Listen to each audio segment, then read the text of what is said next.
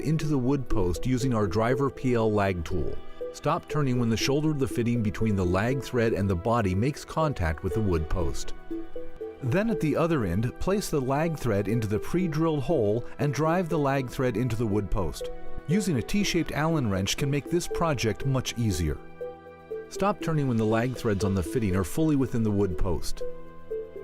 Assemble the female threaded rotation portion of the fitting onto the male thread, only so far as to cover the male thread and no more. Push the cable into the fitting as far as it will go, approximately 1 1/16 inch. Twist the cable clockwise as you push into the fitting. You will feel it slide through the jaws inside the fitting. Full insertion of the cable is critical to fitting performance under tension. Feed the bare end of the cable through any intermediate posts and mark the cable using the score mark on the tensioner as a guide and cut the cable. If after cutting the cable it is slightly frayed, just twist it back together.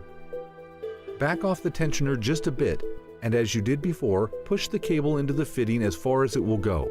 Twist the cable clockwise, or as shown, turn the fitting counterclockwise while pushing the cable into the fitting.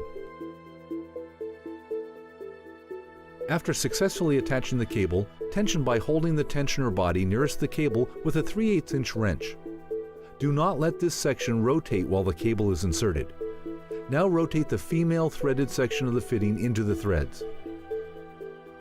Tension all cables in sequence, beginning with the center cable, moving up and down toward the top and bottom.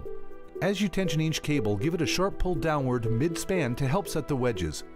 Then retension as necessary in the same sequence. Be aware that the cable may move as much as 3/16 of an inch as the wedges seat.